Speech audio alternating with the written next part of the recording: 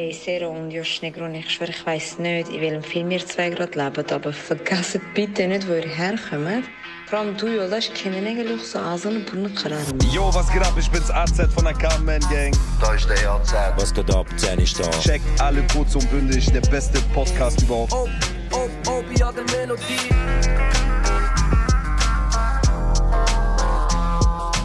Okay, von wo kommen meine Seelenverwandte? Kurdistan? Du und die scheiß Podcast, ihr beide. Schön und gut, aber ich verstehe den Hack immer noch nicht. Das ist kurz und windig morgen.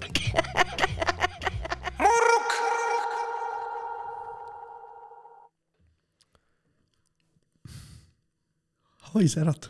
Grüß dich.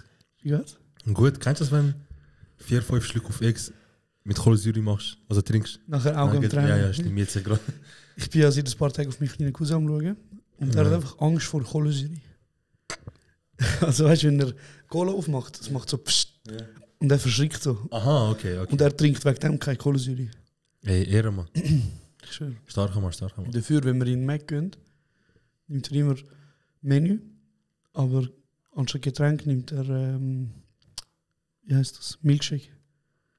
Er lebt auch mit Rücken. Er lebt auch Er hat mit einmal In- und Out-Burger etwas gesehen. Ich schwöre. Hey, bist du früher als Kind viel im Mac gewesen? Wie du siehst, ja. Aber nicht nur als Kind.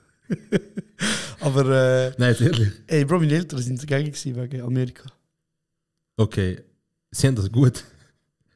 Dings hat meine Eltern haben am Anfang so gesagt, also, ich koche lieber die Heime, auswärts essen ist teuer, unnötig Geld.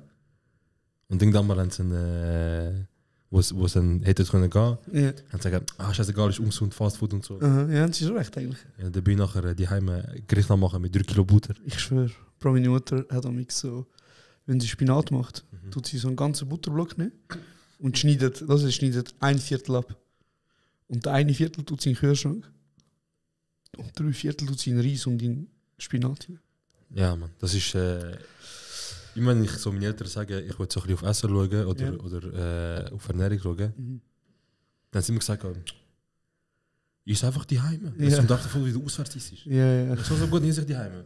Bro, dann macht sie so 3 Gänger. Ja. Und der erste Gang ist Butter, der zweite Gang ist Öl, der dritte Gang ist Diabetes, Bro. Und Der ist sehr gut gewesen. Der ist sehr gut. Danke. Und nachher, aber ich frage mich echt im Fall, in Türkei, all die Jungen, bis 24, 25, so. Und dann gehen sie auf, Bro. Wo, in Türkei? Ja, aber auch unsere Leute, Bro. Ja. Wir sind so bis zu einem gewissen Alter, okay, und dann irgendwas passiert. Bro, ich weiß nicht. Hey, look, es hat da so eine Funktion mit der Flagge drauf. Ich glaube, wenn ich da drauf drücke, passiert nicht. Okay. Ich habe gedacht, wie kann ich dann markieren im Podcast, was lustig ist. Das wäre noch geil. Das wäre lustig. Bro, ich habe eine Frage. So allgemein. Stell dir mal vor, du stehst so am Morgen auf und nachher. Bist du am Vorstellen? Nein. Mach Augen zu, stell dir vor. Okay, also. Du stehst am Morgen auf und nachher, es ist so Montag, aber du bist frei. Okay? Nachher stehst du auf.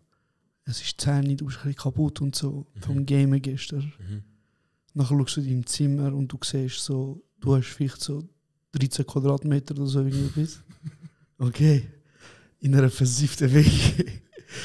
Und nachher schaust du in den Spiegel und du siehst einfach dich 29, Bruder. Erstmal alles Gute zum Geburtstag, Bruderherz. Am 1. Mai, du richtige Partisanenkind, Bro. Und zweitens, wie ist es so, Bro? Ja, entspannt. Noch 1 Jahr bis 30. Bro, ich habe heute mit dem Sandro telefoniert. Ja. Er hat mir angerufen, also alles Gute. Und ich habe gesagt, ich habe gerade gemerkt, ich habe das letzte halbe Jahr von 28 gewesen, damit verbracht, bis zu sein, dass ich bald 30 bin. Bro. Und statt die eine Hälfte nur von 28 genießen. Yeah. Und jetzt habe ich einfach gesagt, Sandro, hey, Bro, ich bin 20. Meinst du, ich habe sagen, es für so Moneyboy Move, Bro. Sag. Von Interview, weißt du, ich habe gesagt, Bruder, aber jetzt bis 30, wie das letzte Mal, wo ich 2 vom Rücken habe. Ja. Jeden Tag ist Party. Jeden Tag ist Party. Jeden Tag. Durchgehen, Ketamin. Bro, ich gehe nachher eine Langstrasse, Bro, und nehme den Rest vom Boden mit. Geil, Bro. Mit dem Strohhalm. Von gestern. Egal was du bist, man Rate gibt. Shit. Also weißt du, man muss sagen, ich glaube, 30 ist 29, oder? Hey Bro, ich habe heute wo ich aufgestanden bin und gemerkt habe, wie krass mein Rücken wehtut. Nein, Bro, 30 ist neue 40, Bro. 30 ist neue 40, Bro, fick mich nicht. Alter, ich habe gar keine Lust zum alt werden, ich sag dir ganz ehrlich. Ey, Bro, du verstehst nicht, wie lost ich bin. Bro, ich bin physisch und ich sehe von Natur alter ich. Was ja normal ist, oder? Ja, aber im Kopf nicht. Aha. Irgendwo hat ich Pause gemacht, Bro. Und ich gesagt, ey, da ist eigentlich nice. Chillen wir da. 16 ist nice. Es gibt keinen Grund zum Weitergehen. Wir haben geschaut, wie 18 ist, wir haben geschaut, wie 20 ist, wir haben geschaut, wie 25 ist. 16 ist gut. 16, geil. Hey Bro, ich weiß auch nicht, Alter, aber irgendwie, ich glaube so, wir haben ja, ich glaube so die wichtigsten Jahre für einen Mensch sind ja sind ja von 22 bis 26, sagt man. So in diesen Jahren machst du die meisten Entwicklungen durch in deinem Leben. So gemäß, ich sage jetzt einfach einen Namen, Freud, das stimmt wahrscheinlich nicht, der Bruder hat andere psychologische Phänomene entdeckt. Ja, fix. Sokrates, keine Ahnung, irgendjemand hat das gesagt. Vielleicht war es auch der Ali gewesen, Bro, Wer keiner weiß. weiß. Aber du machst so deine wichtigste Entwicklung von deinem Leben durch. Und man sagt so, ab 26 hast du deinen Charakter definiert. Und nachher veränderst du dich nicht mehr gross. Darum sind so viele Männer, die mit 25 richtige Hurensöhne und Fuckboys waren, mit 50 immer noch Hurensöhne und Fuckboys, Ja, weißt du? ja. Ah, das heisst, mathematische Formel, wenn er mit 25 ein Fuckboy ist, dann kannst du den Fußgänger mit 50 noch ein Fuckboy. Ja. Ich heirate ihn nicht. Genau, heirate ich nicht. Heirate mich. Ich kann mir jetzt sagen, ich heirate dich, Josh. Und darum ist schon krass, Bro. Also weißt du, wenn du so überlegst, unsere krassesten Jahre, wenn du so willst, sind einfach ein Großteil, also 3 Jahre davon, haben wir einfach so mit Corona verbracht. Und denkst du hast du so ein bisschen, man sagt ja dem so Quarter-Life-Crisis. So in dem Viertel von deinem Leben bist du jetzt angekommen. Hast du so das Gefühl, ich habe ein paar Sachen verpasst in meinem Leben? Verpasst nicht. Also das Einzige, was ich das Gefühl habe, immer wieder verpasst habe, ist der Zug zum wirklich Erwachsenen. Okay. Bro, weil sonst, also ich sage dir ehrlich, ich habe gerade letztens das realisiert.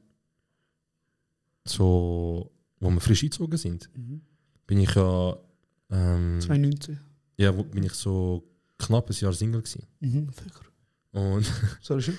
alles gut. Und Bro, nachher sind wir so bis so für 9 Monate etwa, haben wir Sachen gemacht, wo ich bis heute nicht 1 Sekunde bereue. Wir haben, es ist wirklich, das ist die Geistzeit, glaube ich. Es kommt gleich an wie die Ausgangszeit von 18 bis 22. Ja, ungefähr. Ja. Und ich sag dir, die 9 Monate, Bro, die haben so gesättigt. Wirklich? Die haben so gesättigt. Wirklich? Bro, ich sag dir, du bist ja gar nicht mehr so im Ausgangsvibe und so. No. Ich hatte ja kurz so eine Phase gehabt von so 2-3 Monaten, wo der Gonzo mich gerufen hat.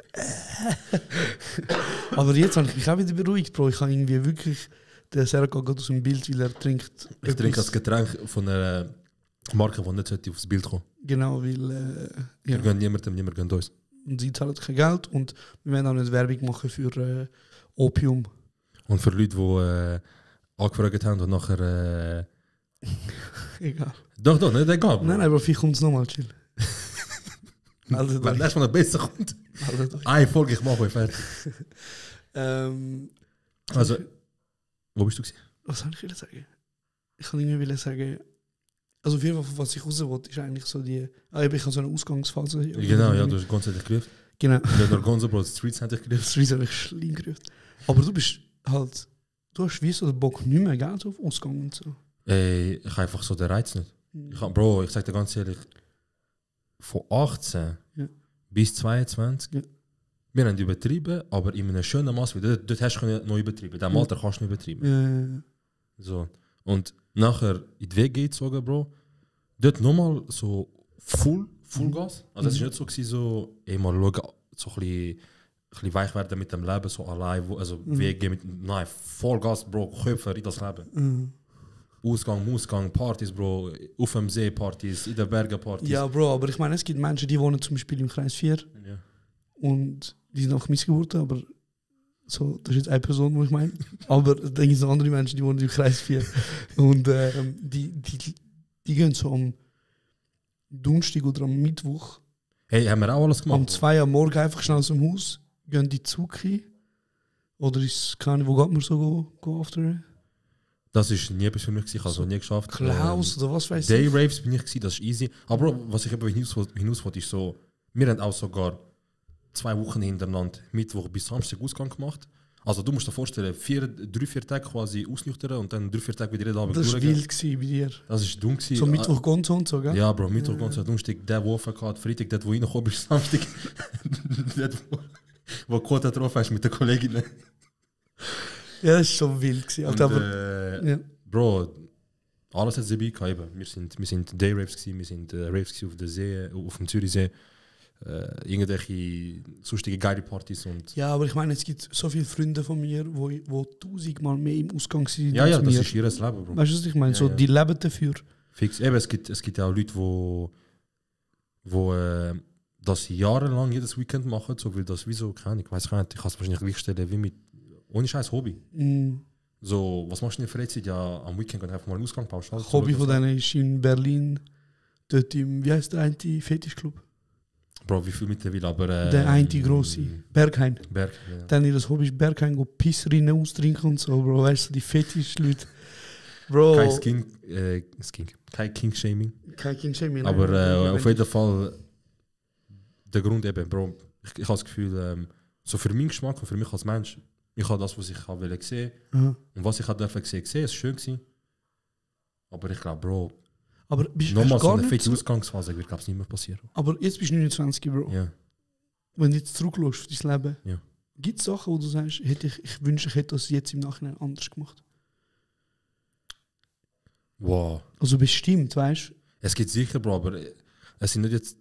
Ich kann zum guten Glück sagen, so die Hauptmomente im Leben. Die Meilensteine. Genau, die habe ich eigentlich einigermaßen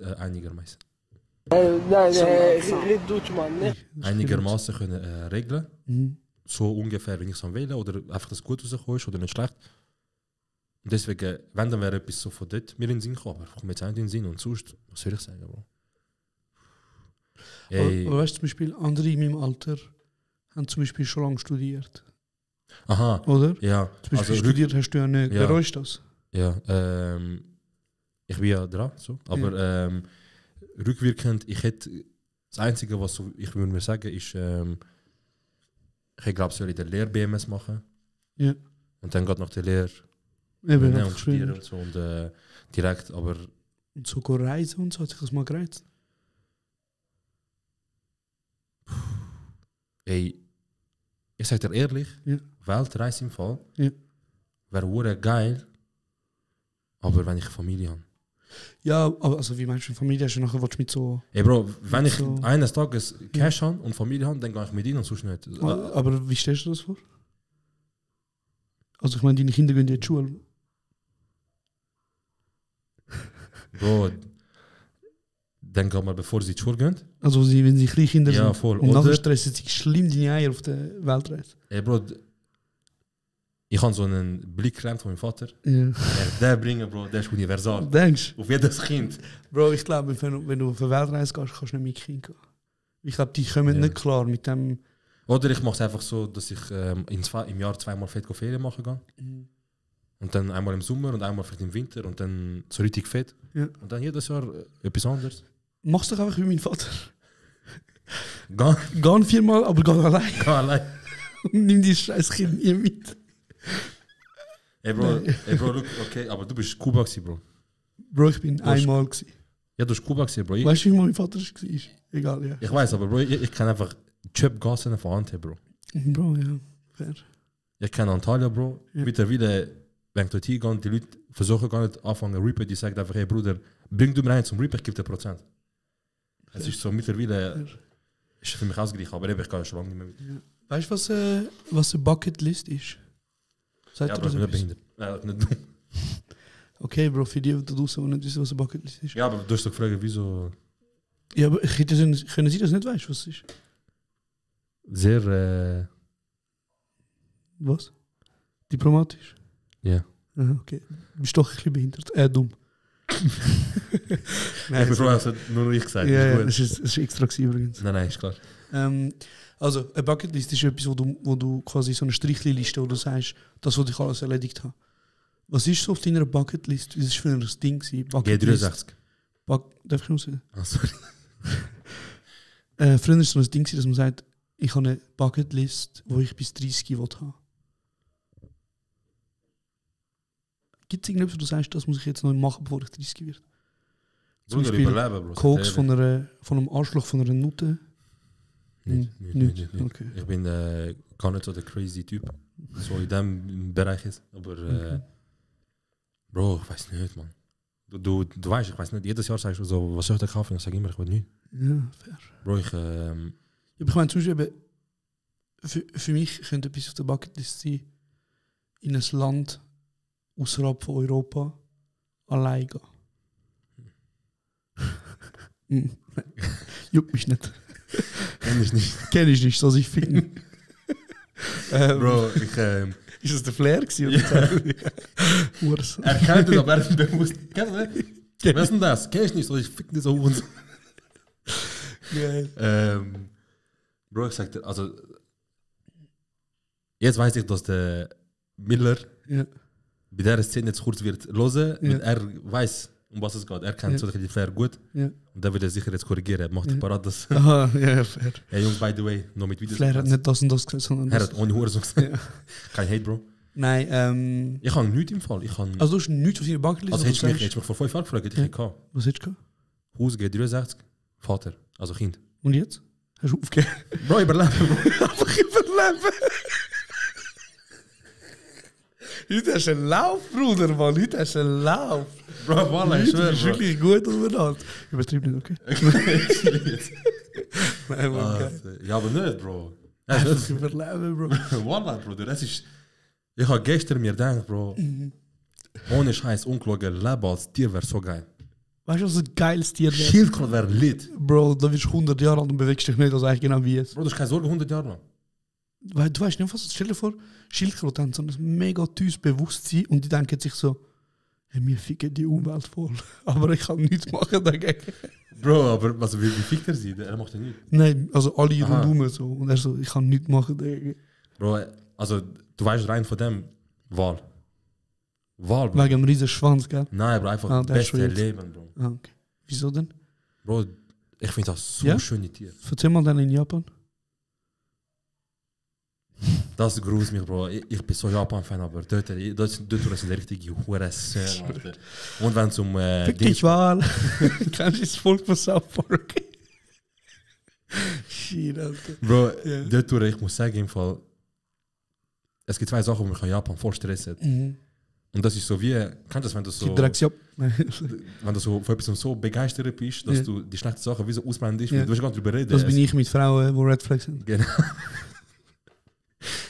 Und ich bin so brutal Japan-Fan, aber der Fakt, dass Japan nicht mehr als 1% Ausländer wird in ihrem Land Besser, Bro. Besser. und dass die Wahljager sind schon Ursön eigentlich. Besser, Bruder. Genau Bro, so. Ich habe mit Parkour Fick Ausländer und Fick Wahl, Bro. SVP so Sponsoring-Anfrage. Ich schwöre. Wir haben gesehen, das? überlegt, ihr Parkour zu binden und dann nach wem Hofstetter wäre die perfekt für uns.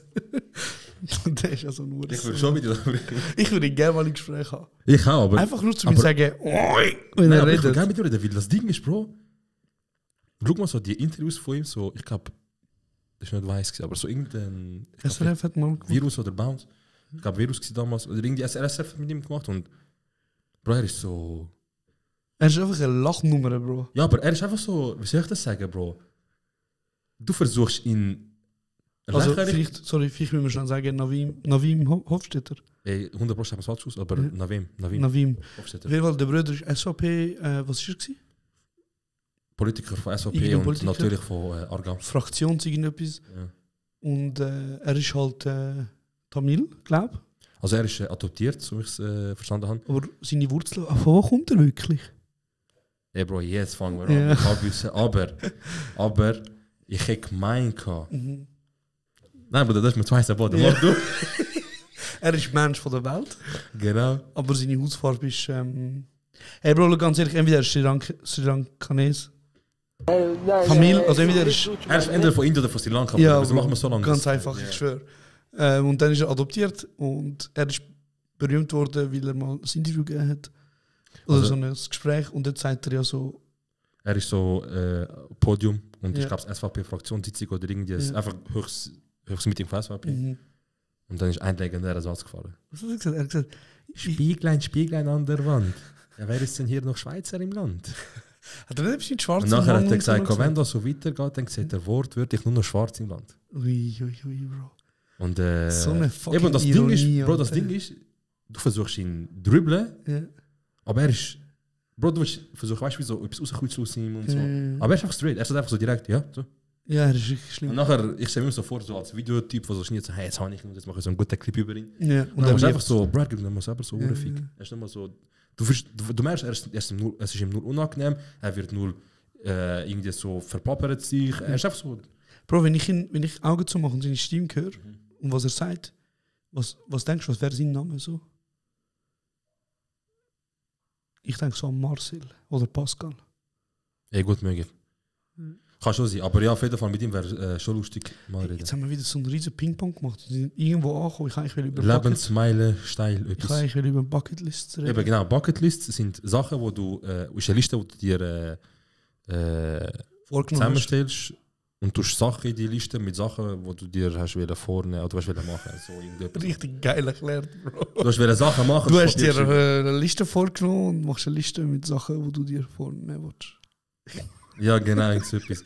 Und Ja, Genau, auf jeden Fall, und was die Frage ist die ist fucking sie, Bucketlist? mit 25 hat er erzählt, Ja, das sind noch 3 Monate gewesen. ja, und jetzt ist einfach Und dann ist Leben gekommen, Bruder, hat ein Jahr Schlag gegeben, der zweite. Und vor einem halben Jahr hat er, oder 1,5 Jahr hat er mir noch einen Uppercut gegeben, Bro. Ja. Und während ich auf dem Boden war, Ja, hat er draufgeschlagen, aber statt dass ein Schiri kommt und sagt, ja, es fertig. ist fertig. Weiter. Kein Schiri rum gewesen, Bro. Er hat einfach weitergemacht. Umdreht, geil. Er hat weitergemacht, aber here I am, ich bin da, 29. I'm stronger now. Nein, aber I'm a survivor, sag. genau das. Er ist wieder sorry überlebt, 30 Sekunden und ja, Mann. Okay. Wenn ich ein paar Sachen so angegleist habe, wie ich geplant habe, wie ich gerne hätte, Mhm. dann kann ich vielleicht in einem Jahr oder 2, wenn wir noch Kryptomillionär. wenn wir noch sind und relevant sind, kann ich vielleicht sagen, was ich in 5 Jahren vorhabe. Ja, okay. Ja, schön. Okay, jetzt wissen wir, was du willst machen. Kannst du Clean Nein? Also es juckt dich nicht, was meine Bucketlist Nein, kennst du Clean Nein? Aloe Vera Produkt. Ich habe wieder Willst du ein Schneeballsystem? Ja, aber scheißegal, Bruder. Okay. Egal, es hat noch zum Teil von meinem Dings gehört. Ah, aber sorry. Es tut mir leid. Das ist schon Bitte. gut, Bro. Was hast du für eine Bucketlist? Oder Nichts. was hast du? Kann ich. Spaß. Keine Ahnung. Kann ich. Nächste Frage. Du hast ja bis 30, hast schon zum guten Glück nicht wie ich noch 1 Jahr vor dir. Sondern 3. nicht ganz. Ja, also ja. 2 Jahre und Ja. ein paar Monate. Ja, 2 Jahre ein paar Monate. Aber auf Papier bist du ja mega. Was auf Papier? Aha, weil ich jetzt noch 27 Ja, bin. genau, Ja, so. okay, Bro. Ist gut. Tamam, Bruder. Bruder, ich kann dir ein bisschen mehr Zeit geben. Kann doch froh sein. Herz, Bro. Red dich jetzt an, Bruder. Shine bright like a diamond. Okay, scheinbar like that. Sag auf Deutsch. Ja. Shine wie ein Diamant. Scheine wie ein Diamant. Ich habe Schweizerdeutsch werden, aber jetzt so, nein. Dann gibt es wieder so Sachen wie, halt das Wort. Babbele. Ja, Bro, wie gesagt, ich würde gerne in ein Land reisen, wo nicht Europa ist. Wo nicht in Europa ist. Und ich würde gerne allein reisen mal. Kurdistan? Zum Beispiel. Und ich würde Mein Nachbar gerne, ist gespannt, wo es ist. ich würde gerne allein reisen, nicht weil ich so finde, ich muss mal auf mich allein gestellt sein, sondern einfach, weil ich einfach nicht verträge mit Menschen in der Ferien sein, wie du weißt. Ja. So oftmals ist es einfach anstrengend für alle Parteien. Bro, das Ding ist, jeder kennt das, Bruder, Mann. Ja. Aber um 2 ist jeder relax so in der Ferien. Ja, Bruder. Bro. Du willst nur chillen und pennen. Und dann gibt es einen übermotivierten, hey nein, wir sind in der Ferien, machen wir etwas. Ey, Bruder, wir müssen schon mal Bruder, da hält sein, die Bruder. Fresse. Ich schon. Gerade Das du Geilste Ding, an der komm Ferien in Griechenland war, immer bis am 10 Uhr pennen, nachher fettes Morgen essen dort vom Buffet, nachher nochmal am Pool pennen, nachher am Strand, nachher heim, nachher pennen, nachher go saufen, nachher heim, nachher aufstehen zum Morgen. Aber okay, Bro, also meine Bucketlist. Ich wollte unbedingt mal also wie gesagt, allein in das Land reisen. Dann mal. würde Hast ich... du eine Idee, welches? Oder welcher Kontinent? Gute Frage. Also, ich sage dir ganz ehrlich, so Asien juckt mich null. Ja, bei dir ist wahrscheinlich Südamerika oder Nordamerika. So wie die anderen White Girls. Bruder. Also wenn dir Asien nicht passt, Ja. dann bleiben nicht so viele Optionen übrig. Soll ich auf Kolumbien gehen? Weißt du noch, wo Kolumbien so einen riesen Bunker hat, wo all die Gimmi-Leute ihre Maturreise gemacht Und haben? nachher haben sie ein Insta-Highlight gemacht von Kolumbien und der erste war so, Kolumbien ist gar nicht nur Drogen und dann, Bruder, mir checkt, ich weiß, dass das so ist. Bruder, Einfach wegen Narcos sind alle da angegangen. Nein, es ist nur gegangen, um zu sagen, es ist gar nicht so. Nee. Nein, also eben Reisen, dann würde ich glaube, ich würde gerne meinen ersten, aber es wird schwierig, aber so mal einen Kurzfilm machen, jetzt mit den Ressourcen von der Schule, wo halt vielleicht auch mal im Ausland spielt, irgendwo. Damit ich kann sagen, ich habe nochmal einen Preis gewonnen. Können wir gute 8 Folgen von diesem Podcast spielen? Dann komme ich. Hey, ich bin ja schon mega lange mit dem Drehbuch dran. Ja. Und ich jetzt gerade am Beenden bin. Der da. Genau. Und das würde ich auch gerne mal abfilmen bis dann. Ich glaube, das Bis ist möglich. 30, ja, okay. Das ist glaub, möglich. Ja. 2 Jahre schon möglich, ja. Ja, weil ich bin gut dran. Ich bin jetzt wirklich so in der Abschlussphase vom Drehbuch. Hey, und allein wohnen wäre auch easy, aber es ist auch schwierig. Alter. Ich meine, ich studiere jetzt noch 4 Jahre. Schwierig, Bro. Das ist etwas, wo dir vielleicht das ist in den nächsten 2 Jahren vielleicht ein Luxus. Ja, gell? Aber ich habe keinen Bock mehr auf Vegas. Ja, ja. Bei mir wäre auch cool, allein wohnen, so, demnächst. Weißt du was? Ein riesiges Ziel wäre für mich. Was? Mal nicht finanziell am Existenzminimum leben. Das wäre zu chillig. Einmal wäre schon easy. Ist das eine direkte Anfrage an alle möglichen Sponsoren? Ja.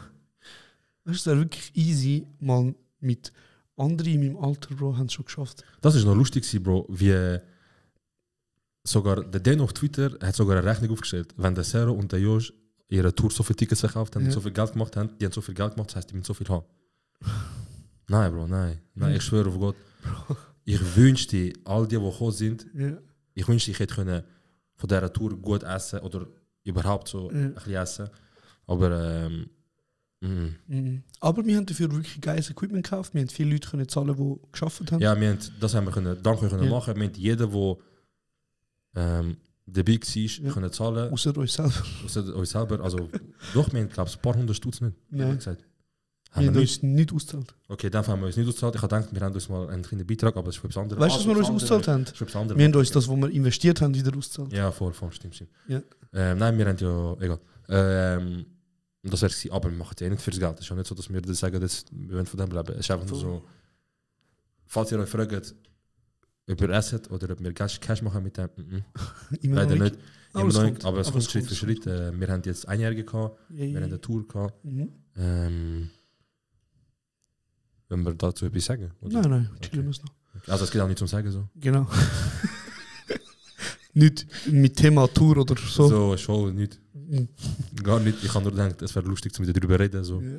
Keine Ahnung. Aber ja, so, das ist, glaube ich, so Bucketlist-mäßig, das wäre geil. Okay. Hey, jetzt bei dir etwas, wo du sagst, ja. Scheiße, ist das passiert. Hätte nicht müssen sein. Hey, so allgemein einfach leben.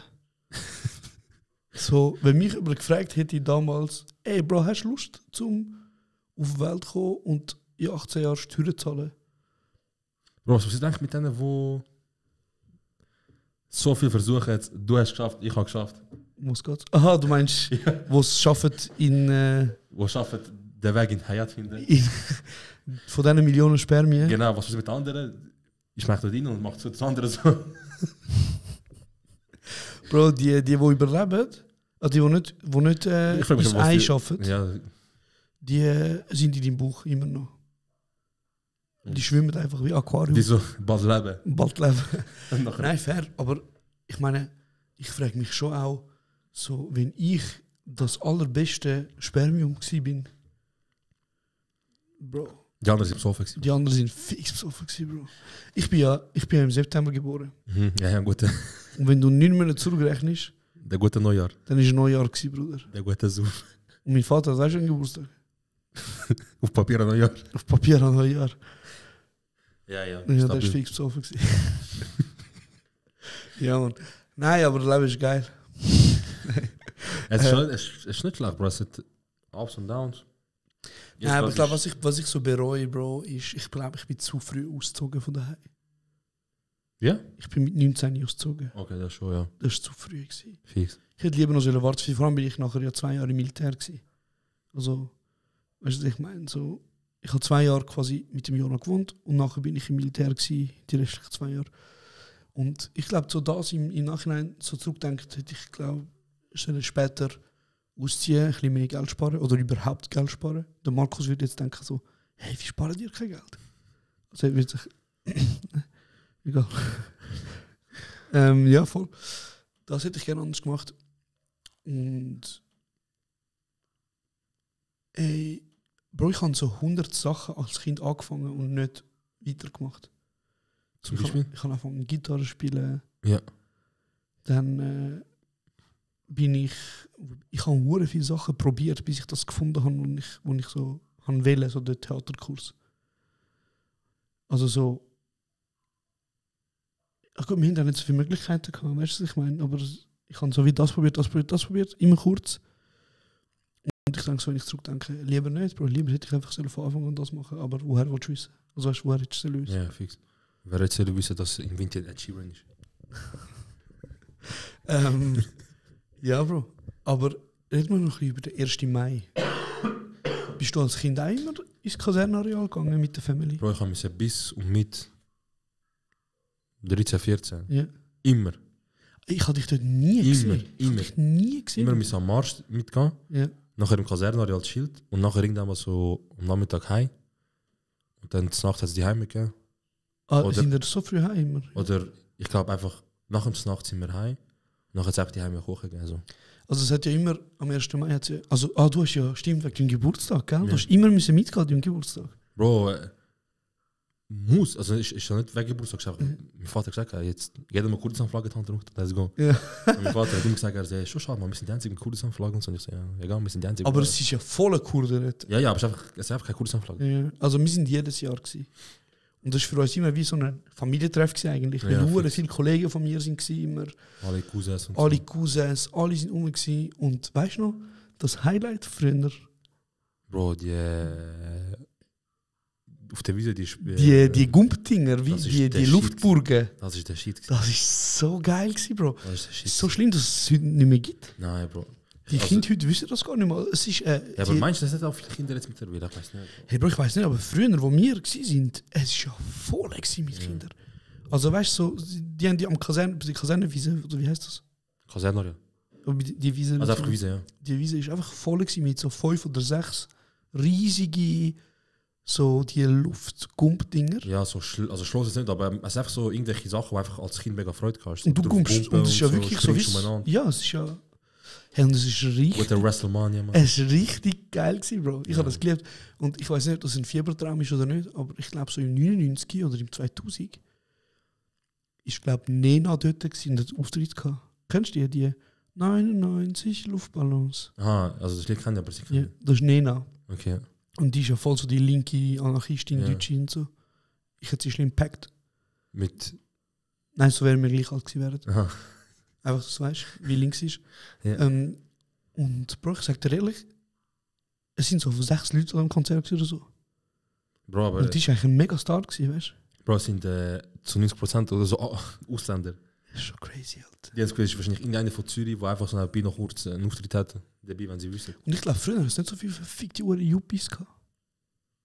Am 1. Mal, oder schon? Was? Yuppies, so die... Man, die Penner, man, die... Wo du siehst, die barfuß rumlaufen. Ja, Bro, es hat sicher auch schon gehabt, aber es hat früher einfach keine Social Media gehabt, so wie jetzt. Aber heute siehst du ja nur noch barfuß und Bierdosen dort. Ja. Also unsere Leute machen auch fast keinen Stand mehr. Früher haben wir ja wirklich Gösle mehr. Ist vielleicht gentrifiziert worden? Ja, genau. Das sind eben Yuppies, die gentrifiziert. Das sind andere Sachen. Ja, Bro, ich glaube, also früher war der 1. Mai wirklich geil gewesen. Ja, früher ist, Bro, er ist geil gewesen. Der Marsch hat mich das so angeschissen, ja. Aber nachher... Also der Demo meinst du? Ja, Demo läuft, Bro. Und dann Kasernenareal gekommen und das war immer klar gewesen. Immer so die 3-4 Stände, die so meine Eltern kennen. Einmal haben sie immer gechillt so. Und dann bist du hingegangen und natürlich haben sie Döner verkauft. Dann hat es erstmal Döner gegeben. Ja. zum Mittag, weil du bist am Morgen früh schon dort. Ja. Dann hat es Döner kennen, dann bist du spielen, dann bist du den ganzen Tag dort, dann gibt es noch die Nacht. Hi und dann, ja. Krass. Es hat ja noch so Zuckerwatte gehabt dort. Ja, es hat alles gehabt. Und früher hat es Pfand gehabt auf die Bierflaschen. Ja. Hey Bro, ich habe all die Bierflaschen gesammelt. Als Kind dort. Ja. Und ich bin, glaube ich, am 1. Mai rausgelaufen mit nachher so 40 Stutz oder so. Und das war für mich Hayat, Bruder. 40 Stutz. Und meine Mutter hat heftig nur wie Arafat, Bruder. Ja. Ich schwöre immer, sie hat gebeten. Direkt. Bro, ich auch. Immer wenn zu meinem Geburtstag am Abend so, dann meine Onkel, Tante und so Verwandte gekommen sind und so gewisse haben das kaufen, einfach Geld geben. Meine Mutter, er freut sich mega, danke vielmals. Ja. So, ich verstehe ich so, gell? Ich verstehe. Hey, nachher ich so, ja, wie Geld ist ja nicht so viel. Ja, komm ich hier Xbox über. Ja, muss schauen. Krass. Ich habe besser als gespart. Ja, besser. Und was ist so dein bester Geburtstag, den du dich daran erinnern kannst?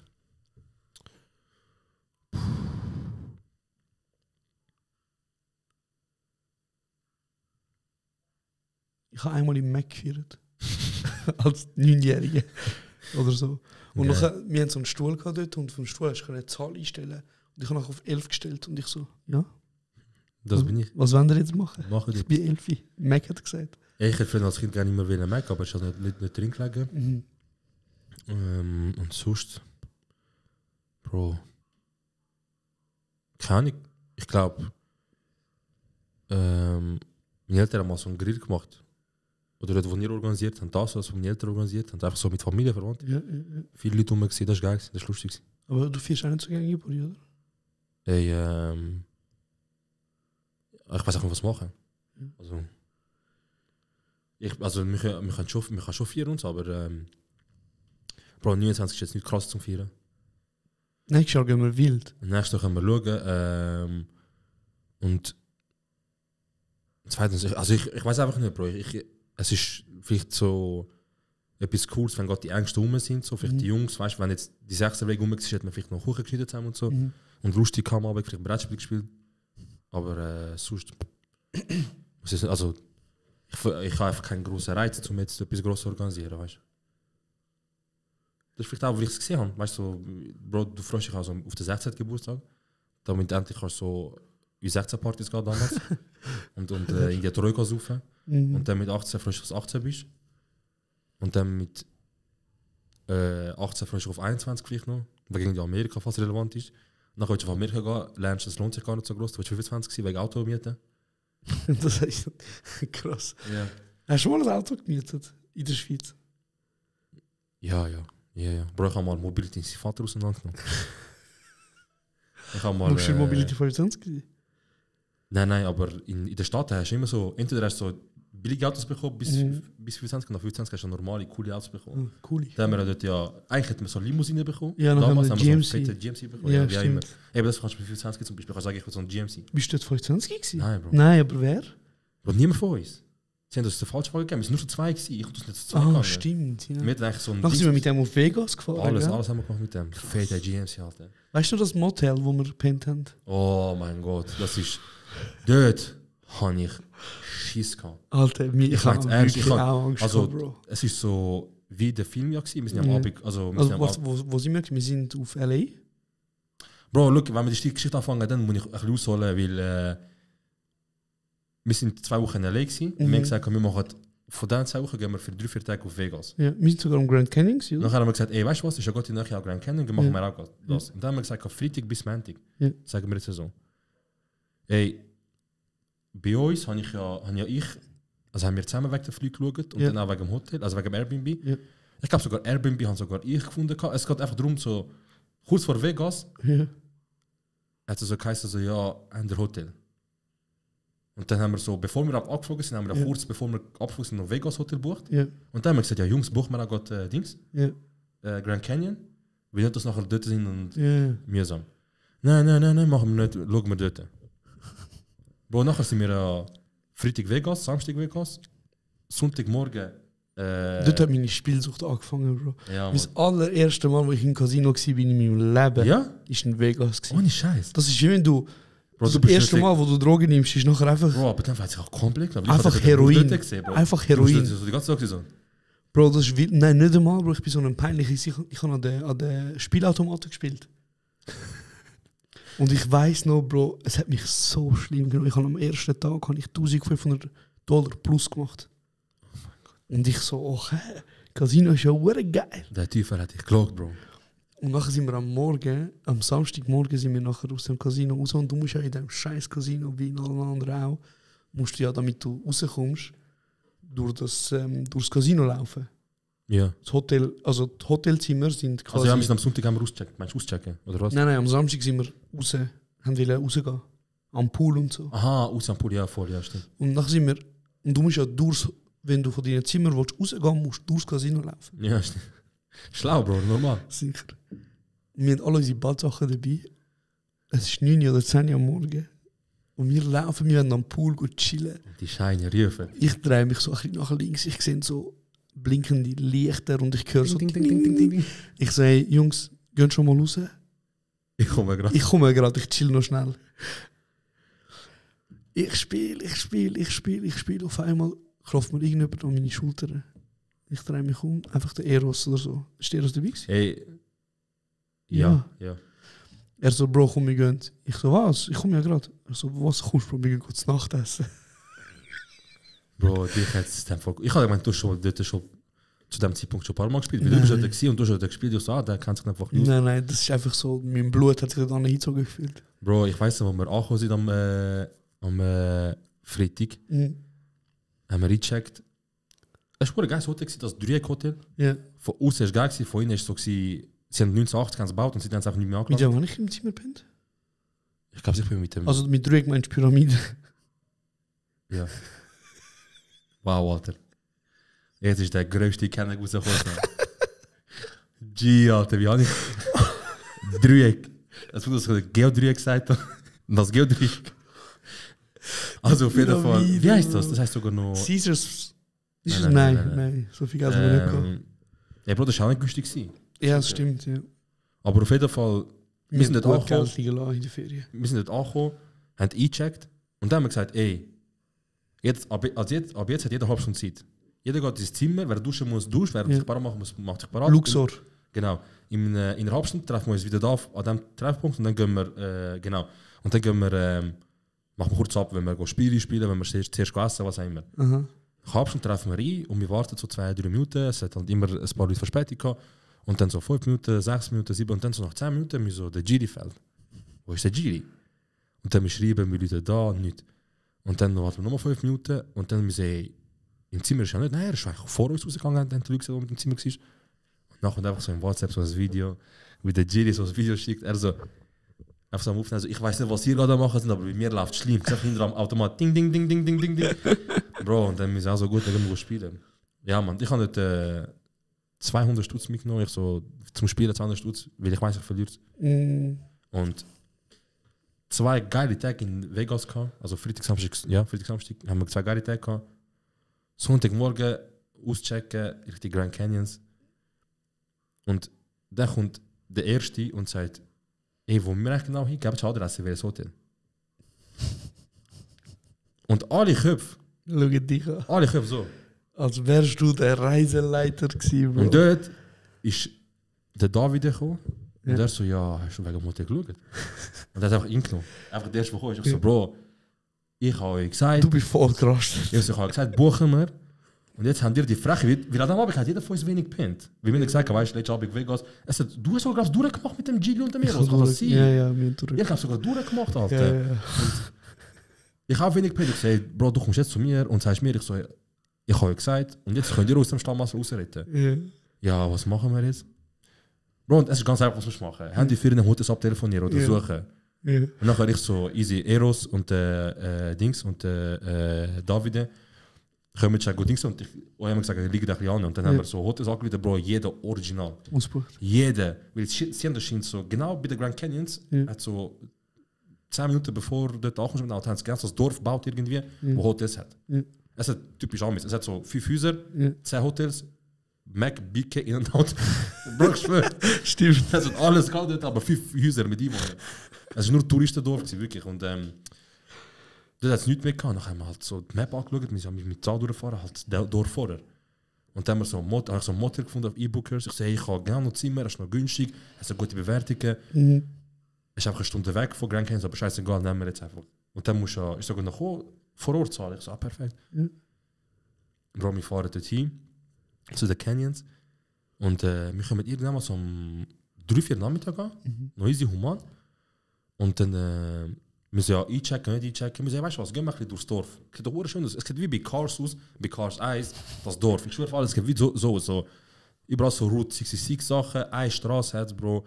Ein Motel hat es, einen Laden gehabt, dann 2-3 Läden, es ist so eine richtige amerikanische Kleinstadt. Ja, und sie haben sogar, wie bei Cars haben sie sogar gesagt, also ja, damals, wo Route 66 war, ist halt das ein befahrenes Dorf gewesen. Du liebst Cars 1, hä? Ich liebe Cars generell. Und nachher, wir sagen, weißt du, das ist immer im Dorf. Und dann haben wir nicht gecheckt, sind im Dorf ein bisschen rumgegangen und dann sind wir irgendwann mal so um 9:30 Motel zurück gewesen. Und dann, weißt du noch, Bro, haben wir einchecken und es sind einfach so alle Lichter raus. Stimmt. Aber es war doch spät gewesen. Es war 9:30 gewesen. Und wir klopfen, wir läuten auch Telefon an, alles mögliche, Bro. Ja. Und dann kommt irgendwann mal so eine Frau so um 10 und sagt so, sind die die heute Morgen gebucht haben? Wir so, ja, voll. Ich habe schon gedacht, die kommen nicht mehr. Wir so, wegen? Ja, er steht ja, einchecken kannst nur bis, was ist es, 6 Jahre oder so. Ja, krass. Und dann wir so, zum Beispiel Schwester gewesen. Sie war Ausländerin, wir so, Schwester, bitte uns. Sie so easy. Und aber dort, ich gar nicht ehrlich, dass es Motel gab. Ich bin mit den schreckhaftesten Menschen im Zimmer gewesen. Mit dem Gilly? Gilly und Jona. Ja, stimmt. Nein, ich habe Jona gesagt, Gilly und Eros. Stimmt. Bro, und erstens, yeah. Das erste, was der Gilly sagt, wo er in das Motel, in das Zimmer reingeht, er geht WC, er so, Bro, der wie dem Film, weißt du, wie hat der geheißen, wo sie einen zerstückelt, nachher haben sie Badwanne da und nachher haben sie Syrien da. So ein WC haben sie da. So ein Badwanne, ich kann schauen, ich so, Bro, wie der Film, Alter. Easy, es ist gerade Abend. Wir liegen ins Bett und ich schaffe meine Mutter bis heute, wir haben draussen etwas gehört. Das ist etwas Gruseliges mit dem Motel, Bro. Du bist vor der Tür draussen, Bro. Du bist in so einem Gebäudekomplex. Nicht. Bro, wir hören Sachen draussen und der Giri so, haben wir das gehört? Und dann habe ich so, ja, Bro. Der so, ich schlafe wieder Abend. Wir sind ja das dritte gewesen. Ja. Und es hat aber 2 Betten gehabt. Ja. So 2 Doppelbetten. Ja. Wer hat allein gepennt? Eros. Ah, ja? Er hat die rausgemobbt. Also, der so, ja Jungs, ich habe da Platz, wir pennen. Ich so, Bro, ich kann Gilly kann mich. Ja. Wir beide schießen, Bruder. Ja. Du hast dich entschieden zu bei der Beziehung aber momentan. Der allein muss pennen, ja. der hat ja müssen wie im Fenster schlafen. Also näher über Nein, der Tür. mir gesagt, deswegen extra, du kannst eben im WC, wir pennen bei der Tür. Ah, krass. Wild. Okay. Bei uns habe ich allein gepennt, aber ich musste am Fenster, damit es mich als erstes nimmt. Bro, ich habe Geräusche gehört. Ich habe so Schiss gehabt, Bro. Ich bin immer unter die Decke gegangen. So, für die optimale Reaktionszeit, so, geht ready, Bro. Nicht unter der Decke, nicht. Und Bro, dort das haben wir ist Schiss gehabt. Das ist auch wirklich unchillig, wenn ich bin. Und dann sind wir am nächsten Morgen Pancakes essen und so. Ja. Yeah. Chicken and Waffles. Chicken and Waffles, genau. Und ich glaube im Fall, ohne Scheiß, das ist so, wir sind die ganze Zeit so komisch angeschaut worden, wie wir halt Touris sind, oder? Yeah. Sie haben uns die ganze Zeit so komisch angeschaut. Und sehr unfreundlich, außer in diesen Convenience Stores, weißt du, in diesen Tankstellen und so. Ja, hat es ein BK oder so, Color Mac. Aber die sind wirklich nett gewesen. Ich bin so reingegangen und nachher sie so, hi Darling. Ich so, Ja. Du so, ey Bro, die macht dich an. Ich so, nein Bro, die redet so. Du so, nein, sie will. Sie sagen immer so, hey, how are you? Ja, und ich so, wie wär's mich so, cool, Bro. Schwanfrage, wie geht's? Ja. Du so, fine, thanks, you. Er kann doch noch kommen. Ja. Reden wir nicht so, Korb. Wer bist du? Reden wir nicht, hey, how are you? Und dann sag ich so, ja, gut und dir, und es einfach nicht. Hat der Korb passiert. Weißt du noch, warte. Das ist mir eine Geschichte in den Sinn gekommen. Weißt du noch, wo du in Miami deine Haare schneiden lässt von den Latinas? Wo kein Wort eingesagt können, aber sich angehalten wie Hooters, Bruder. Bro, Hooters Coiffeur, Bro. Dann ihre Titel sind in meinem Gesicht gewesen, während sie meine Haare geschnitten hat. Sie hat so sie hat so meine Haare geschnitten und hat so ihre Brüste in mein Gesicht gedrückt und so, Baby, Perito, irgendetwas Hund, irgendetwas Baby. Ich weiss so, wo wir reingelaufen sind, du bist angesessen und du fängst an reden und dann schaut so und sie so, nachher der Jonas so, ey Bro, sie können so ein bisschen Englisch. Eros und Jona, die zwei Spanisch können, sind Eros ist nicht dabei gewesen. Nicht? Nein, Doch, Eros ist nicht dabei gewesen. 100%. Ich, du, wir sind zu dritt oder zu viert. Jemand ist im Hotel geblieben. Eros ist fix dabei gewesen. Das Okay. ist aber in Miami. Ja, Eros, gewesen. ja, voll. Ja. Und nachher... Also, jetzt haben wir ja von LA geredet. Ja. Und das sind die zweite Ferien in Miami Genau. gewesen. Und nachher fängt sie an reden und der Jona übersetzt so, sagt so, was du willst und sie redet mit ihm. Nachher rückst du an und dann hast du irgendwie etwas so gesagt, wie es am Jona, du so, sag ihr, wenn sie nicht aufhört mich anschauen, dann verliebe ich mich noch oder so irgendetwas. Nachher hat das ihr gesagt und nachher Und dann ist losgegangen. Ja. Nachher sagt sie, Papi. Und nachher du so, nein, das ist jetzt ernst, Jona, sag ihr, es soll aufhören mit dem. Nein, mit dem muss ich aufhören. Ich nehme sie gerade mit, Bro. Und sie hat gemerkt, dass du bei dem so weich wirst, hat sie ein paar Mal gesagt. Und Hey, nein. sie hat einen guten Trink gehabt mit dir. Ja, Bro, das ist lustig. Sie so, 32, so 60. Das ist geil. Sie hat auch gut geschnitten, Bro. Das ist eine gute Erfahrung, ja, sicher. Es hat auch 5 Sterne gekauft auf Google-Bewertungen per Zufall. 7000 Bewertungen, alle 5 Sterne. Bro, Miami sind wir ja nachher Key West hintergefahren. Ja. Das war, glaube ich, 4 Stunden mit dem Auto. Ja, fix. Und warte, wo war Orlando? Mit so, Auch in Miami. ist das Miami? Sind wir Gewesen, hochgefahren. wo Ja. wir... Haben wir die Geschichte einmal erzählt? Nein, wir warten bis der Wir Jona warten, kommt. bis der Jona kommt auf dieser Geschichte, oder? Aber ich weiß nicht, wie sind ich glaube, wir müssen ihn vor ehrlich fragen, im Fall, ob er das will, weil das Das ist eine sagen wir Geschichte, schon zum 10. weil Mal. es ist ihm easy unangenehm. Ja, er ist easy hässlich geworden. Okay, egal. Ja, Jona, du musst... Bro, ich war so mit ihm reden, so über alte Zeit, ich so, hey Bro, weißt du das dort? Er so, ja, aber ich so, weißt du dort? Ich so, ja, aber... Ich so, Bro, aber Miami, er so, chill. Ja, Bro, chill. Er so, nein, chill jetzt. drüber. Er so, so wie er immer noch, also, chill jetzt. Chill jetzt. Hasst. Wieso ist das so schlimm, Bro, Bro? ich verstehe, ich voll ganz nachvollziehen, wir sind wirklich Missgebürter gewesen. Aber, wir sind richtige Bro, Hunde. Miami ist allgemein... ist wirklich so eine... Test gewesen für unsere Freundschaft. Bro, es ist Test gewesen von denen, die LA überlebt haben. Ja. Überleben wir einmal. Bro, also Eros und Jona haben, glaube ich, nach dem gesagt, wir kommen nicht mehr mit euch in die Ferien. Also, ich habe auf Audio, dass Ja. der Jona gesagt hat, er wird nicht mehr mit uns in die Ferien gehen. Dann bin ich dort hat es einen fetten Beef gegeben, ich war vom WC gewesen, Bro. Nicht hat er ja mit dem Eros gestritten, oder? Ich war Wegen Geld, weißt Ich du? lege einen Tönder raus, Bro, und dann kann ich einfach so, ist gut, Bro, ist gut. Und das so, it's about to go down. Handy. Und damals ist Snapchat das Ding, Ja, ich nehme ja. Snap wieder, Bro. Und ich drücke einfach Aufnahme so lange, wie es geht. Oh. Bro, also der Eros und der Jona haben ja... Ich glaube, der Eros hat dem Jona noch 100 Stutz geben. Bro, es ist mega gewesen. Ich verstehe, wenn du schon die Geschichte erzählst, ich bin Team Jona. Ich bin ganz klar Team Jona. Okay. Ich bin ganz klar Team Jona. Der Eros, Der Eros ist ein kleiner Wichser, Bro, sag Er ich ist- ganz ehrlich. einfach zum sagen, wieso das Problem geht, einfach, dass ihr wisst, der Eros hat erst seit 2-3 Jahren twint. Einfach zum sagen, er hat sich jahrelang quer gestellt, wie wir ihn fertig gemacht haben wegen dem. Er und sein scheiß Er ist Post-Abo, Bro. irgendwann mal ich schwör. automatisiert worden. Wieso? Da ist Ja. ein Twint-Account da nachher. Bro, ja. Aber- Dort ist, sag du. Bro, Ich sage, es ist nicht 100 gewesen, es sind 300 gewesen. Stimmt. Der Eros hat dem Jona Geld geschuldet. Weil einfach in der Ferien, du weißt, wie es ist und so. Also, es ist ja nicht das Thema. Also, Ja, voll. Wir haben ja Es ist immer nicht um gesagt, Geld aufschreiben und am Schluss geht es. Voll. Und dann hat der Eros gesagt, am letzten oder Vorletzten. vorletzten Abend, bevor wir zurückgehen, gibt der Eros an mich. Ich bin nachher aufs Bett gekommen, Bro, zu dir liegen und du so. Der Eros gibt am Jona am vorletzten Abend $300. Damit Geld. Er sagt, das Geld auf der Schuld.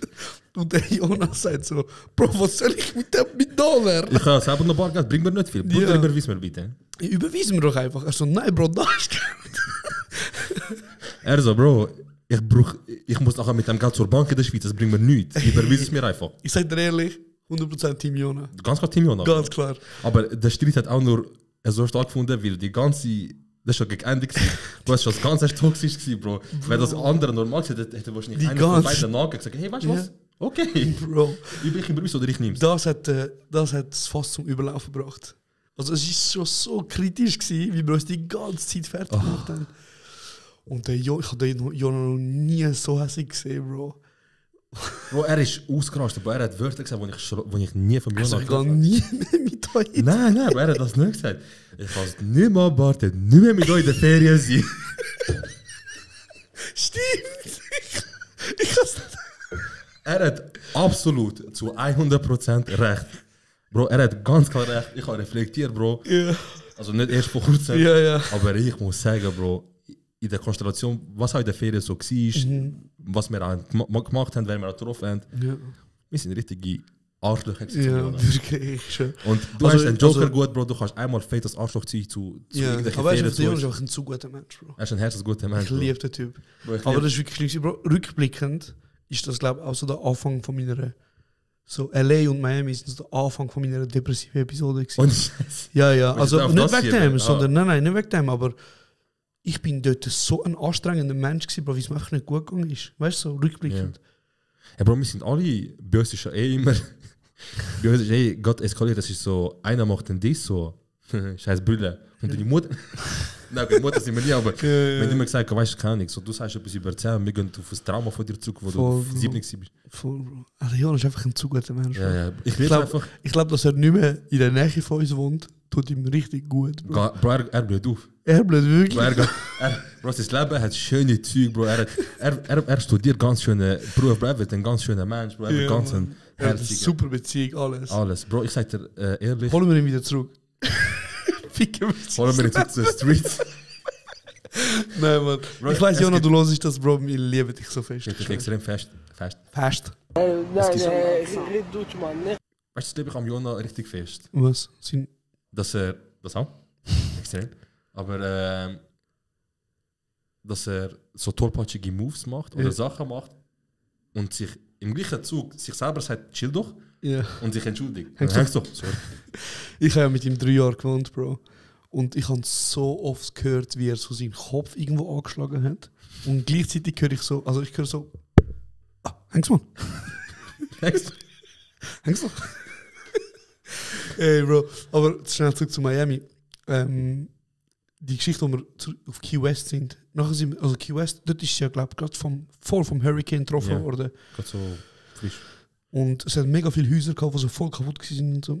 Asche, überall so Reste von Häusern, so gestapelt und so weiter, und Möbel und kaputte Garage, alles.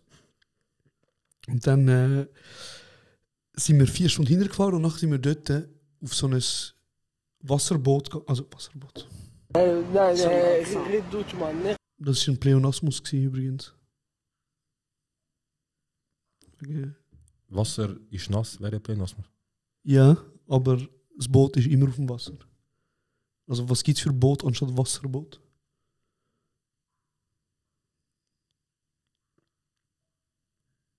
Ja. Orthobot. Okay. Keine Ahnung. Ich habe gerade überlegt, Bro, es ist schon richtig, es ist nur für Wasser bestimmt, aber es ist nicht. Aber wie hat das Ding geheißen, wo hinten so einen Ventilator hat?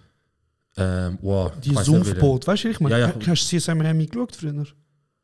Ich weiß, was du meinst. Aber hast du geschaut, CSI Miami? Vielleicht so als Kind mal beiläufig im Fernsehen, aber nein. Das ist das Intro, kam immer so Who are you? Und dann sind die auf dem Ding gefahren. Nachher ist ein riesen Propeller. Ja, Propellerboot? Ja. Nein. Kein einfach Wie heißt riesen das? Propeller und Warte, das finden wir jetzt raus ohne Googlen. Bro, das sicher nicht. Mann, weißt du, früher haben wir auch Sachen rausfinden ohne Googlen. Und dann haben wir gesagt, das stimmt, hast du ausgesprochen, nicht. Ventilator. Heißt es Ventilatorboot? Klimatisiertes Boot. Oder Sumpfboot? Also die mit dem... Ja. Ja, wie heißen die? Egal, auf jeden Fall sind wir auf dem gewesen. Wir haben ja du, Eros und Dion, was lachst du? Ich habe so einen Flache gehabt. Bro. Sag, bitte sag. Bitte sag, ich hab's gehört. Ist so scheiße. Oh mein Gott, okay. Wow. Zum Glück hast du nicht gesagt. Zum Glück habe ich gewusst, er ist beschissen. Okay. Wir sind auf so einem Box, wo... Und wir haben eine Tour gebucht mit so einem Crocodile Dundee Motherfucker, wo uns die Tour gegeben hat. Ja. Und wir haben, wenn ich erinnere, magst du mir $300 gezahlt. Es ist so, sie haben gesagt, entweder machst du eine Tour mit, wo pro Person so viel kostet, oder ihr tut selber jemand von uns, der allein für euch Tour macht, und dann geben ihr ihm Was hat sie gesagt? Sie hat gesagt, 30 pro Person fix. Ja. Und wenn ihr noch trinkt. Nein, ich glaube, wir haben für 300 Stutz gezahlt für das. Ich weiss nicht, die restlichen Dollarnoten, die man kann, einfach zusammen ihm geben. So, ja, dort haben wir etwas gehabt mit. Wir haben ihm den Originalpreis gezahlt, 30 pro Person. Dann haben wir, glaube ich, noch etwas mit $60 Trinkgeld. Wir so, ja, da noch $2-3, da noch $5. Oh, krass. Auf jeden Fall, Bro, das war eine der geilsten Sachen. Der hat uns ja so. Die Videos sind geil. Das ist so ein geiles Sache. Der hat uns die Tour gemacht und hat uns so Alligatoren gezeigt. Und. Wieso lachst du? Ich wollte das eben sagen, Jona. Nein, aber er hat uns ja die Alligatoren gezeigt und er hat dann so ich habe zum ersten Mal in meinem Leben Baby-Alligatoren gesehen. Ja, man, und auch gehört. Ja, und wie macht die? Au. Ja, so, au. Er macht ihm gesund. Bro, ich habe es mit Cousin erzählt. Ich so, hey, die macht auch, er so. Ich zeige ein Video, er so, oh, wirklich. Bro, und dann hat er dann einfach so Cheetos angerührt, weißt du, die Käsedinger. Hey, richtig lustig. Don't put on Social Media. Ja, weißt du, so, don't put this Social Media und so. Er will das lieben und so, aber es dient sich irgendwo veröffentlichen. Ja, ey, das ist zu geil. Auf jeden Fall sind wir auf dem Boot gewesen, und dann hat er ja so gesagt, hey, bewegt euch nicht. Da ist ein Alligator in der Nähe. Yeah. Und wir sind ja richtig so, wir hatten richtig Angst gehabt. Weil er so, oh, jetzt müssen wir wirklich chillen. Yeah. Dann zeigt er so auf das Herrad, er so, dort ist einer. Und du, Bro, du hast dich nicht bewegt. Du so, wo? Und dann zeigt er einfach so auf deine Brust, er so, da. Das ist einfach Lacoste. Wir sagen, alle am Lachen. Ich habe es lustig gefunden. Er so, just fucking with you. Er ist schon geil. Er ist ein geiles Sicht. Er ist entspannt. Er hat uns auch eben so Babys gezeigt. Dann hat er 2-3 geholt. Hat er sogar, wie er das haben wir geschafft hat, er hat sie dazu gebracht, dass sie neben das Boot kommen. Ja, Mann, das und ist auch ihre Fresse aufmachen und so. Und es war so, dass einer so rechts vorbeigekommen ist. Und dann sind wir alle nach links quasi. Also, so, also eigentlich alle, genau, alle sind nach links und das war auf der linken Seite gewesen. Und ich bin so in der Mitte am Chillen, weil ich habe es gesehen, ich so, komm, ich gehe nach links. Und ich habe so auf Video, ich gehe so nach links, dann macht das Boot so, tick, oh, heiß. Das ist richtig geil auf dem Boot. Also die ganze Miami-Ferie habe ich... Einfach das, was wir unternommen haben, ist geil gewesen. Ich habe es auch verdammt geil gefunden. Auch alle sagen immer so, das ist die schlimmste Ferie gewesen. Aber ich habe es verdammt geil gefunden. Also einfach das, was wir unternommen haben, Bro, ist geil gewesen. Würdest du mit mir wieder auf Miami gehen? Ja, hey. Schwör? Ja, aber also es ist einfach, abgesehen davon, dass Miami einfach teuer Ausgang ist. Oh, das war dumm gewesen. Also generell Miami ist schon teuer, weißt du? Es ist einfach, wir können gerade so gut wieder eigentlich LA gehen, nicht? Ja, aber LA ist halt so... Ja, stimmt. Aber ich würde eigentlich eben gerne mal so... Ich liebe dich, Bro. Du bist so ein herziger Mensch, Bro. Ich habe gerade vorher für eine Sekunde gemerkt, ich schaue auf wie Neandertaler 3 Grad. Bro, ich habe gemerkt, irgendwelche Sachen haben sich da zusammengestellt. Ja, also ich will... LA ist halt so... Ja, ich weiß auch nicht. Das ist einfach Szene, Bro. Ich würde einfach mal, ganz ehrlich, ich würde einfach mal im hintersten Texas gehen, mit der Garantie, dass ich überlebe, dass ich abgeschossen werde. Ja, Bro. Eben so Südstaaten wären schon spannend, aber eben vielleicht auch so... What are you doing? So. Nein, ist schon krass. Aber so eben Arizona und all die Orte interessieren mich halt auch. Und halt so Yosemite. Der Yosemite Park und so, weißt du, wo die... Fix.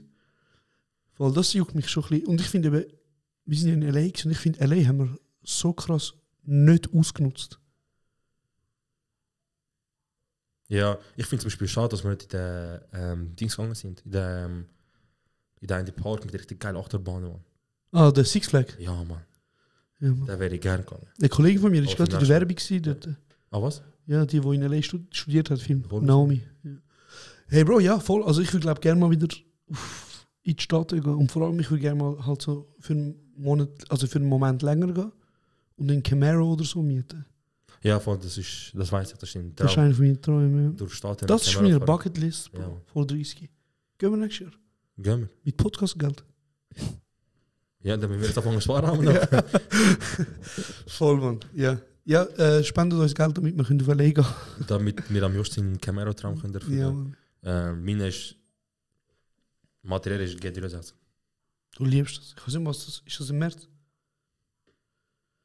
Das ist ein Schiff, das nicht ins Wasser gehört, wo auf die Straße gehört. Weil der Pusha T hat eine Line, wo er sagt, your plane is missing a chef and your SL is missing an S. SLS. Ja, Mann. Nicht schlecht, oder? Normal. Bro, ich check's. der hat geile Autos. Ja. Das sind geile Autos, aber der Scheiß wird teurer. Immer. Und ich habe jetzt eine Diskussion gehabt mit jemandem. Es ist immer die gleiche Diskussion. Und es sind immer die gleichen, die das Gespräch anfangen. Ich weiß nicht, wieso ihr das macht. Aber wieso müssen Leute das Gefühl haben, man kann mit Ausländern einfach das Ding, was man mit Ausländern kann immer reden, ist Leasing. Fair. Ja. Wir haben mit einem geredet, also ja, Auto kaufen teuer. So, Bro, schau heutzutage. Aber ich meine, Lease ist auch teuer. Das musst du dir auch können leisten. Ja, aber also, Leute tun so, als würde, wenn du ein Leasing machst, so deine Rente verwetten. So, wie du kannst machen. Nein, ist eigentlich nicht. Weil, okay, du zahlst Zins, das ist beschissen.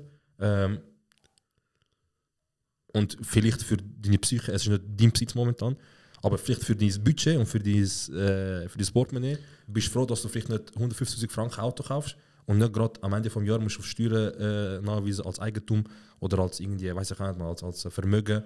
Aber wenn du zum Beispiel 300 Stutz im Monat zahlst für das Leasing, kommst du ein easy Auto über, oder? Ja, fix. Eben deswegen habe ich so Diskussion gehabt, du kannst heutzutage ein Kollege hat 15.000 angezahlt und zahlt jetzt im Monat 700 Stutz und hat einen neuen Q8 geholt. Ah, was? Der Restwert ist sicher Gott weiß, aber 5-6 Jahre Leasing und er hat sich sicher die Budgetplanung gemacht.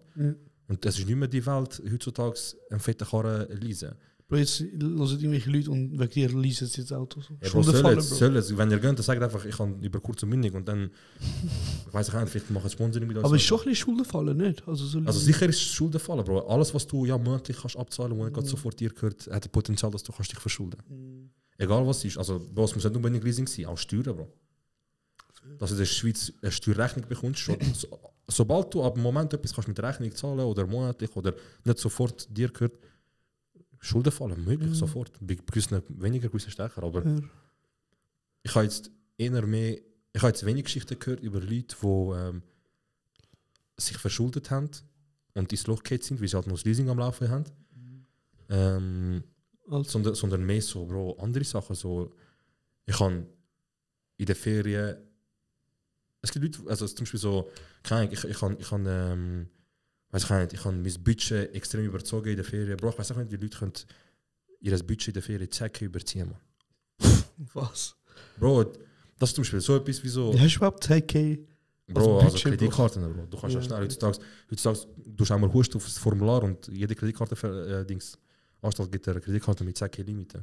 Und deswegen, es ist nicht mehr die Welt. Hört auf das Gefühl an, Leasing ist ein Ausländerding. Wir machen das nur, weil wir es uns nicht leisten können. Ja, wir können es nicht leisten, für den Moment wahrscheinlich. Aber es ist auch sonst nicht dumm, weil je mehr Besitz du hast, umso mehr musst du ab Baba-Staat Steuern zahlen. Habe ich gehört sagen. Oder fahrt einfach Velo. Und deswegen ist Leasing auch nicht mehr so das Dümmste, weil du abzahlen und die ersten 5 Jahre und 6 Jahre ist nicht dein Eigentum. Ist auch nicht dir, gehört nicht dir. Also willst du ein Auto leasen? Ganz klar, es gibt immer wieder ganz fette Angebote, Bro. Also es gibt regelmäßig immer wieder 0,9% Zins. Krass. 1,9, 2,9. Es ist halt immer so ein bisschen unterschiedlich. Aber das Auto leasen lohnt sich halt wirklich in erster Linie, wenn es ein Neuwagen ist. Weil halt zum Leasing eine gewisse Sicherheit hast mit 5 Jahren Garantie, 5 Jahre gratis Service. Das heisst, du hast wirklich Leasing, eine Staatsverkehrsamtabgabe und Versicherung und der Rest ist für die nächsten paar Jahre in der Regel eigentlich fast alles von Hersteller deckt. Ja, geil. Also dann sponsert uns doch, liebe Auto. Ja, Porsche ist geil, Porsche Cayenne ist geil, Porsche Macan ist geil, AMG GT ist geil, GT3 ist geil, Merz, Porsche, Audi, BMW, ich darf ein paar Sachen droppen, weil es gibt ja die eine Podcast, wo ja von Volvo.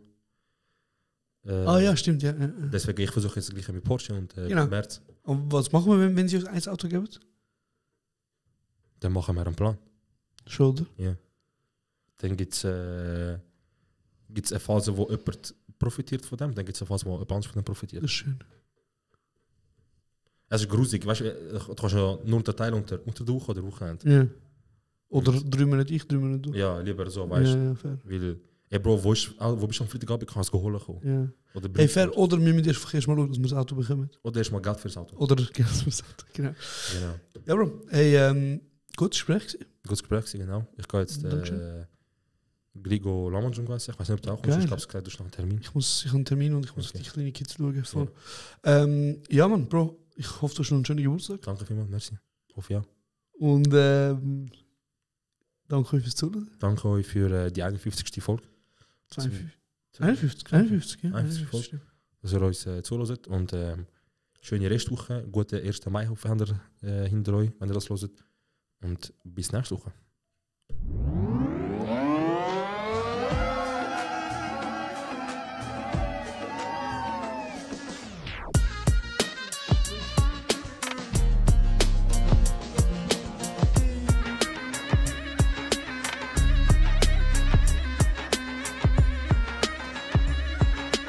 Das ist kurz und